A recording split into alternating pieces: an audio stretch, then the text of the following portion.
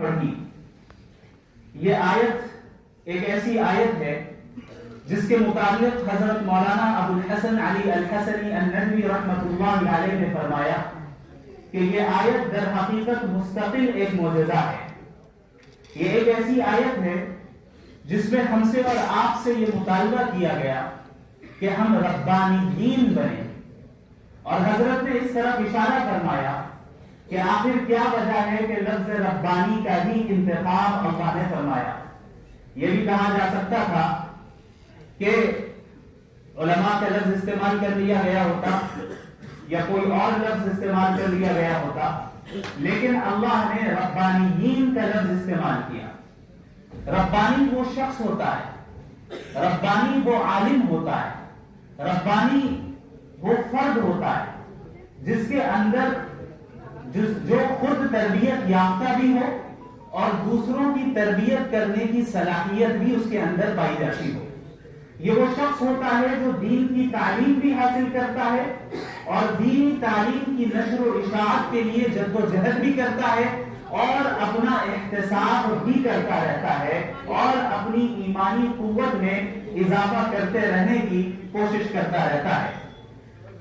لہذا قرآن کریم کی یہ آیت ہم سے اور آپ سے یہ مطالبہ کرتی ہے کہ ہم اگر کسی ادارے میں اور بالخصوص دارالعلوم ندوۃ العلماء جیسے ادارے میں طالب علم کی حیثیت سے موجود ہیں تو ہم یہاں اس بات کی بھرپور کوشش کریں کہ ہم اپنی شخصیت کس طرح بنا پائیں. جس طرح اللہ رب العالمین چاہتا ہے اس طرح ہم اپنی شخصیت کو کس طرح ڈھال پائیں، کس طرح ہم ایسے افراد بن جائیں جو خود کے لیے بھی سیدھے راستے کی طرف وہ چلنے والا ہو اور تمام انسانیت کو سیدھا راستہ دکھانے والا بھی ہو. چونکہ یہ دین اسلام ایک ایسا دین ہے جو انفرادی دین نہیں ہے بلکہ اجتماعی دین ہے. یہ امت کوئی ایسی امت نہیں ہے جسے صرف اپنے لیے بھیجا گیا ہو، بلکہ یہ امت وہ امت ہے جسے تمام انسانوں کی ہدایت کے لیے بھیجا گیا. اور یہی وجہ ہے کہ قرآن کریم میں اللہ رب العالمین نے فرمایا کہ کنتم خیر امت اخرجت للناس. یہ نہیں کہا کہ تمہیں صرف مسلمانوں کے لیے نکالا گیا، یہ نہیں کہا کہ تمہیں صرف تمہارے گھر والوں کے لیے بھیجا گیا یا تمہارے خاندان والوں کے لیے بھیجا گیا یا تمہاری اپنی ذات کے لیے بھیجا گیا. نہیں، تم تمام انسانوں کے لیے بھیجے گئے. اس ذمہ داری کو سمجھنا ہے اور اس کی اہمیت ہمیں جاننا ہے اور اس کی قدر ہمیں کرنا ہے. کیوں؟ کیونکہ پوری دنیا آپ کی محتاج ہے. پوری دنیا کو ایسے افراد کی ضرورت ہے جو اسے تاریکیوں سے نکالے اور ہدایت کی طرف لے آئے. اور یہ کام ظاہر ہے آپ حضرات کے کندھوں پر اس کی ذمہ داری ہے.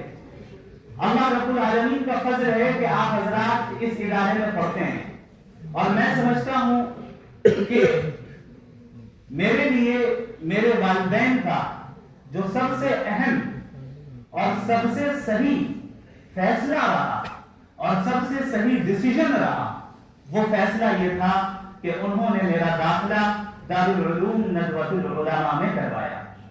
دارالعلوم ندوۃ العلماء کسی عام مدرسے کی طرح ایک مدرسہ نہیں ہے بلکہ یہ ایک فکر ہے، ایک مشن ہے، ایک مقصد ہے اور ایک منہج ہے جس کو اختیار کر کے ہم موجودہ زمانے میں حالات کے تقاضوں کا لحاظ رکھتے ہوئے پوری امت بلکہ پوری انسانیت کی صحیح رہنمائی کر سکتے ہیں. دارالعلوم ندوۃ العلماء ہی دراصل سبب ہے ان تمام ٹوٹی پھوٹی صلاحیتوں کا جو اس وقت میرے پاس جو مجھے اللہ نے عطا کی ہے. دارالعلوم ندوۃ العلماء نے در حقیقت مجھے بولنے کا سلیقہ دیا. ندوۃ العلماء نے در حقیقت لباس پہننے کا سلیقہ دیا. ندوۃ العلماء نے مجھے لوگوں سے گفتگو کرنے کا سلیقہ دیا. ندوۃ العلماء نے مسلمانوں کے ساتھ تعامل کرنے کا سلیقہ دیا.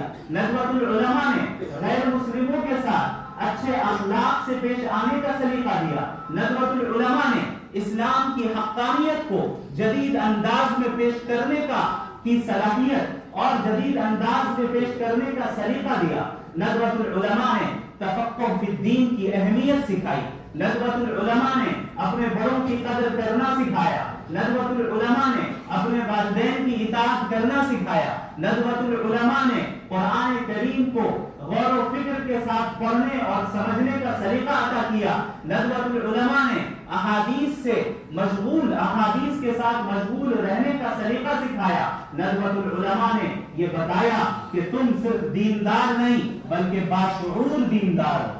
नदवा सिर्फ दीनदारी का नाम नहीं है, नदवा इंसान के अंदर शुऊर को पैदा करता है, एक ऐसा शुऊर पैदा करता है जिस शुऊर की इस उम्मत को जरूरत है और इस उम्मत के हर फर्द को उस शुऊर को इख्तियार करना जरूरी है। हजरत मौलाना अबुल हसन अली अल हसनी अन-नदवी रहमतुल्लाह अलैहि ने फरमाया कि ये काफी नहीं है कि हम और आप सिर्फ दिल से मोमिन बने, बल्कि दिमाग का मोमिन होना भी जरूरी है।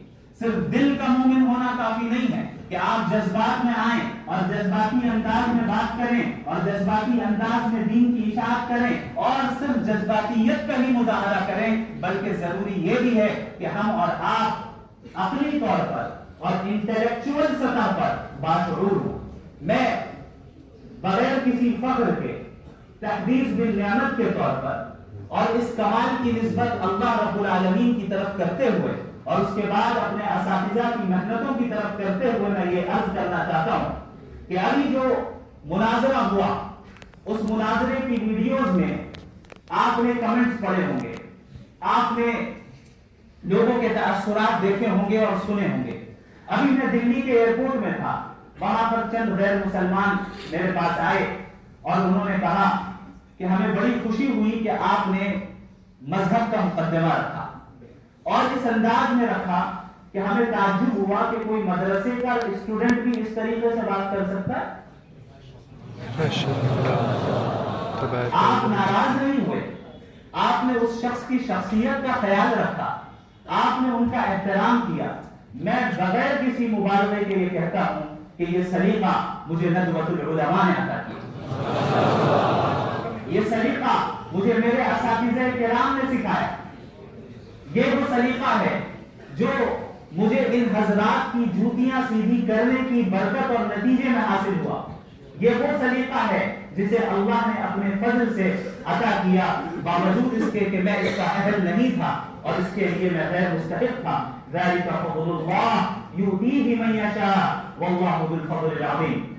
मैं जब नदवतुल उलमा में आया तो चंद अहम चीजें मैं आपके साथ शेयर करना चाहता हूं और ये भी सिर्फ इसलिए कि आपको तरगीब मिले कि आपको इस इदारे में रहकर किस तरह दीन का काम करना है और दीन को सीखना है।